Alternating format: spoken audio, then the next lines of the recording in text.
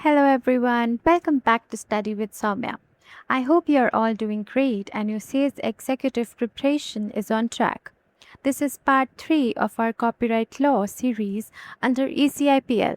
In the previous lecture, we completed one of the most important provisions of the Copyright Act, that is Section 14. We understood the meaning of copyright and the various exclusive rights available to the owner of different types of works. We also discussed an important case law to understand these rights practically. Now, in today's lecture, we are moving ahead to another very important exam-oriented topic, that is Section 22 to 29 of the Copyright Act. In this part, we'll understand one of the most frequently asked concepts in exams, that is duration of copyright. So keep your book ready and let's begin with Section 22 to 29 of the Copyright Act. अब हम copyright act के एक बहुत ही important और scoring topic पर आ गए हैं, term of copyright. Let's imagine आपने एक बुक लिखी या एक सॉन्ग कंपोज किया या एक पेंटिंग बनाई। क्या उस पर कॉपीराइट हमेशा के लिए रहेगा? क्या आपके ग्रेट ग्रैंड चिल्ड्रन भी उस कॉपीराइट का बेनिफिट लेंगे? आंसर है नहीं। कॉपीराइट लाइफ टाइम के लिए अनलिमिटेड नहीं होता। लॉ एक फिक्स टाइम पीरियड देता है, उसके बाद वो वर्क पब्लिक डोमेन में चला जाता है और जनरली पब्लिक उसका यूज़ कर सकती है। इस ड्यूरेशन को हम टर्म ऑफ कॉपीराइट कहते हैं। Section 22 term of copyright in published literary, dramatic, musical and artistic work. सबसे पहले देखते हैं किन वर्क्स पर ये सेक्शन अप्लाई होता है। Literary, dramatic, musical, artistic. Copyright shall subsist during the lifetime of the author and until 60 years from the beginning of the calendar year next following the year in which author dies. पहली बार पढ़ने पे ये line थोड़ी सी confusing लगती है। Let's understand it simply. Step 1. Copyright author के life time तक तो रहता ही है, दैट इज़ जब तक ऑथर जिंदा है कॉपीराइट कंटिन्यू रहेगा। सिंपल। अब मान लो ऑथर की डेथ हो गई, क्या उसी दिन कॉपीराइट ख़त्म हो जाएगा? नहीं। लॉ कहता है कि ऑथर की डेथ के बाद 60 ईयर्स तक कॉपीराइट कंटिन्यू रहेगा, लेकिन ये 60 ईयर्स डेथ वाले दिन से काउंट नहीं होंगे। A very important phrase, beginning of the calendar year next following the year of death. अब इसका मतलब समझते हैं। लेट्स से ऑथर की डेथ हुई 15 अगस्त 2025। अब बहुत से लोग बोलेंगे कि 60 ईयर्स 15 अगस्त 2025 से काउंट होंगे। नो, लॉ कहता है कि पहले नेक्स्ट कैलेंडर ईयर देखो। नेक्स्ट कैलेंडर ईयर स्टार्ट होगा 1 जनवरी 2026 से और 60 ईयर्स की काउंटिंग वहीं से शुरू होगी। ये एग्ज़ाम का फेवरेट पॉइंट है। So remember the formula, life of author plus 60 years, but count from 1st January of the next calendar year and never from the date of death. अब सोचो, एक बुक दो ऑथर्स ने मिलकर लिखी, एक ऑथर की डेथ पहले हो गई, दूसरा ऑथर अभी भी जिंदा है, तो 60 ईयर्स कब से काउंट होंगे? सेक्शन 22 इसका भी आंसर देता है। जॉइंट ऑथर्स में लास्ट सर्वाइविंग ऑथर की डेथ काउंट होगी, यानी जो ऑथर सबसे लास्ट में मरता है उसके डेथ के 60 ईयर्स कैलकुलेट होंगे। Let's take an example.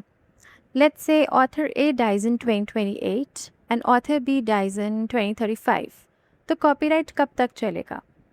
2035 के बाद, दैट इज़ 1 जनवरी 2036 से 60 ईयर्स काउंट होंगे और ऑथर ए की डेथ इररेलेवेंट हो जाएगी because last surviving author matters. But why has law made this rule? सोचो, अगर पहले ऑथर की डेथ से ही कॉपीराइट ख़त्म हो जाए तो दूसरे ऑथर के राइट्स का क्या होगा? इसीलिए लॉ फेयर अप्रोच फॉलो करता है।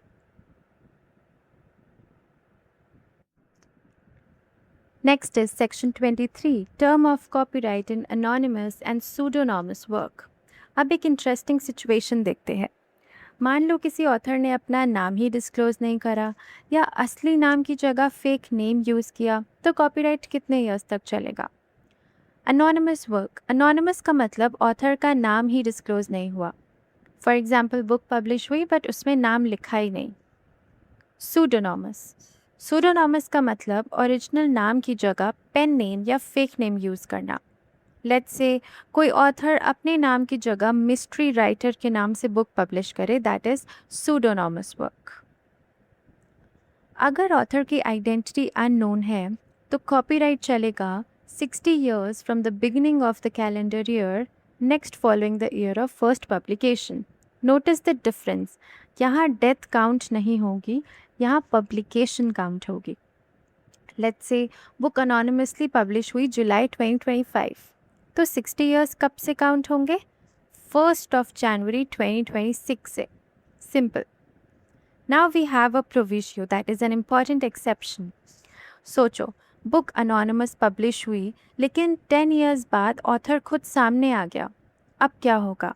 लॉ कहता है अगर ऑथर की आइडेंटिटी 60 years कंप्लीट होने से पहले रिवील हो जाए तो रूल चेंज हो जाएगा। अब कॉपीराइट कैलकुलेट होगा ऑथर की डेथ के बेसिस पे, just like section 22। Let's take an example. Book anonymously publish हुई 2025 में और ऑथर ने अपनी आइडेंटिटी रिवील करी 2030 में एंड ऑथर डाइड इन 2055। अब 60 ईयर पब्लिकेशन से नहीं बल्कि ऑथर की डेथ के नेक्स्ट कैलेंडर ईयर से काउंट होगी, that is 2056। Next is term of copyright in posthumous work. अब हम एक और इम्पॉर्टेंट प्रोविज़न पढ़ने वाले हैं। नाम थोड़ा सा डिफ़िकल्ट है पोस्टह्यूमस, लेकिन trust me the concept is very very easy. सबसे पहले क्वेश्चन, पोस्टह्यूमस का मतलब क्या होता है? पोस्टह्यूमस मीन्स ऑथर की डेथ के बाद, यानी ऑथर ने वर्क तो क्रिएट कर दिया था लेकिन उसके लाइफ टाइम में पब्लिश नहीं हुआ, पब्लिश उसकी डेथ के बाद हुआ। बस इसी सिचुएशन को पोस्टह्यूमस वर्क कहते हैं। Let's take an example.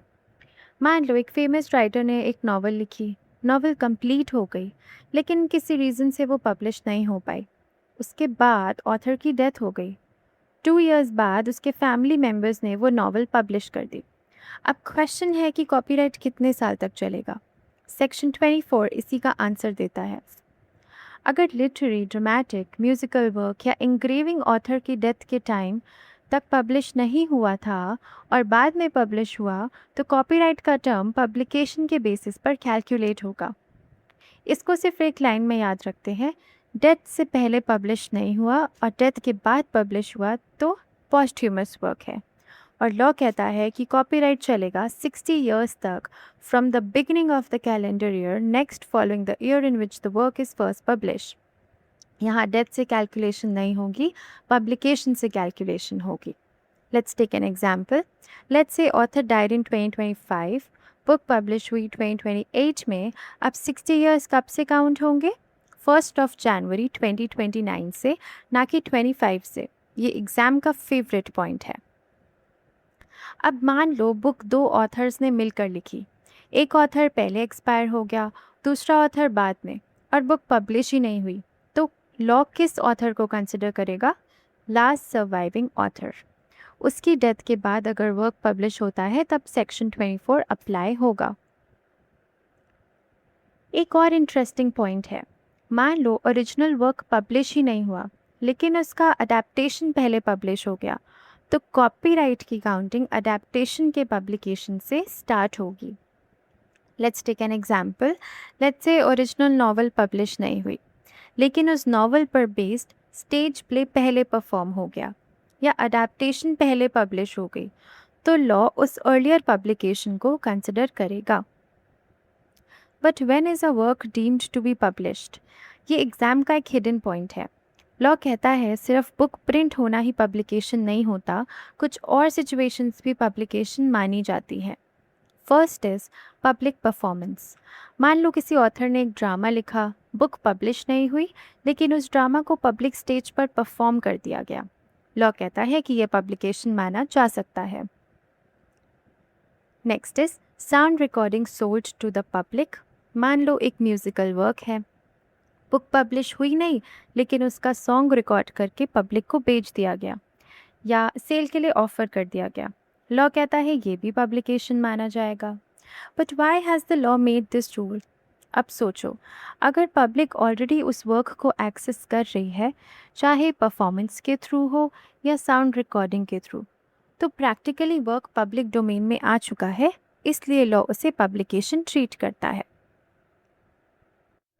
Next is section 26, term of copyright in cinematograph films. Cinematograph films में क्या क्या आता है, like movies, web series, short films, documentaries etcetera. In the case of cinematograph film, copyright shall subsist until 60 years from the beginning of the calendar year next following the year in which the film is published. इसको simple language में समझते हैं। यहाँ law author या producer की death की बात ही नहीं करता। यहाँ सिर्फ एक चीज़ इम्पॉर्टेंट है कि फिल्म कब पब्लिश हुई, बस। फिल्म पब्लिश हुई, उसका नेक्स्ट कैलेंडर ईयर से 60 ईयर्स, इतना ही याद रखना है। लेट्स से मूवी रिलीज हुई जुलाई 2025 में, 60 ईयर्स कब से काउंट होंगे, next calendar year, that is 1 जनवरी 2026 से 60 ईयर्स काउंट होंगे। Why does the law follow this rule? अब सोचो, मूवी बनाने में कितने लोग होते हैं, producer, director, actors, music director, cameraman, editors and बहुत सारे टेक्नीशियंस। अगर सबकी लाइफ के बेसिस पर कॉपीराइट कैलकुलेट किया जाए तो बहुत कन्फ्यूजन हो जाएगा, इसलिए लॉ ने सिंपल रूल बनाया, फिल्म के पब्लिकेशन से 60 years. Next is section 27, term of copyright in sound recording. Sound recording में क्या आता है, songs, podcast, audio book, music albums etcetera. In case of sound recording, copyright shall subsist until 60 years from the beginning of the calendar year next following the year in which it is published. यहाँ भी exactly वही rule है जो films के लिए था। Death का कोई रोल नहीं है, सिर्फ publication. So sound recording publish हुई, उसके नेक्स्ट कैलेंडर ईयर से 60 ईयर्स तक, just like films. Why has the law kept the same rule for films and sound recordings? अब सोचो, फिल्म और sound recording generally commercial products होते हैं, इनका मार्केट वैल्यू पब्लिकेशन से स्टार्ट होता है, इसीलिए लॉ ने पब्लिकेशन को बेस बनाया है, ना कि किसी इंडिविजुअल क्रिएटर की लाइफ को। Next is term of copyright in government works. Government work क्या होता है, ऐसा वर्क जो गवर्नमेंट के कंट्रोल में क्रिएट हुआ हो और जिसका फर्स्ट ओनर गवर्नमेंट हो, like government reports, publications, official manuals etcetera. अगर गवर्नमेंट कॉपीराइट की फर्स्ट ओनर है तो कॉपीराइट चलेगा 60 years from the beginning of the calendar year next following the year in which work is publish. यहाँ भी वही rule है, पब्लिकेशन मैटर्स, डेथ का कोई कॉन्सेप्ट नहीं है। So let's say publication year is 25, तो कॉपीराइट कब से कैलकुलेट होगा, नेक्स्ट ईयर, दैट इज 1 जनवरी 2026 से, और चलेगा 60 ईयर्स तक। But why this rule? Government एक इंडिविजुअल पर्सन नहीं होती है, इसलिए यहाँ लाइफ ऑफ ऑथर वाला कॉन्सेप्ट अप्लाई ही नहीं होता, इसी वजह से लॉ पब्लिकेशन को बेस बनाता है। Next is term of copyright in works of public undertakings. Public undertaking क्या होता है, ये जनरली गवर्नमेंट ओन्ड या गवर्नमेंट कंट्रोल्ड कंपनीज होती हैं, like government corporations, public sector undertakings etcetera. अगर किसी ऐसी पब्लिक अंडरटेकिंग किसी वर्क की फर्स्ट कॉपीराइट ओनर है तो उसके लिए भी सेम रूल अप्लाई होगा, पब्लिकेशन से नेक्स्ट कैलेंडर ईयर से 60 ईयर्स तक, that's it. Next is term of copyright in works of international organisation. Last category, international organisation हो सकती हैं जैसे United Nations UN, UNESCO, World Health Organization WHO, provided section 41 apply करता हो। अगर किसी इंटरनेशनल ऑर्गेनाइजेशन का वर्क कॉपीराइट प्रोटेक्शन एंजॉय करता है तो उसका ड्यूरेशन भी एग्जैक्टली सेम है, publication next calendar year 60 years. इस सेक्शन में भी ऑथर की लाइफ इम्पॉर्टेंट नहीं है। कॉपीराइट का सिंबल होता है एक छोटा सा सी विद अ सर्कल। जब आप किसी बुक, वेबसाइट, सॉफ्टवेयर, मूवी या क्रिएटिव वर्क के साथ ये सिंबल देखते हो तो जनरली इसका मतलब होता है कि उस वर्क पर कॉपीराइट क्लेम किया गया है। Although copyright protection many cases में क्रिएशन से ही मिल जाती है, ये सिंबल पब्लिक को नोटिस देने का काम करता है कि ये प्रोटेक्टेड वर्क है।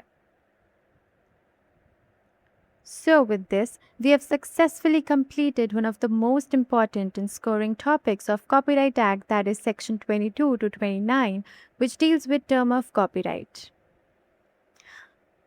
Whenever you see a question of term of copyright, first ask yourself, is it based on author's life or on publication? If it is a literary, dramatic, musical, or artistic work with a known author, life plus 60 years, and almost every other category is publication plus 60 years. Just remember this one distinction and you'll be able to solve most of the questions. I hope this lecture made the concept much simpler for you. If it did, don't forget to like this video, share it with your friends so they can also benefit, subscribe to the channel and press the bell icon because we are covering the complete ECIPL syllabus chapter by chapter in the simplest possible way. If you have any doubts from today's lecture, drop them in the comment section below. And if you're looking for complete CS executive classes, mentorship or guidance, simply comment hi. In the next lecture, we'll continue with Section 18, Assignment of Copyright, so don't miss it. Until then, keep studying and keep revising, and happy studying.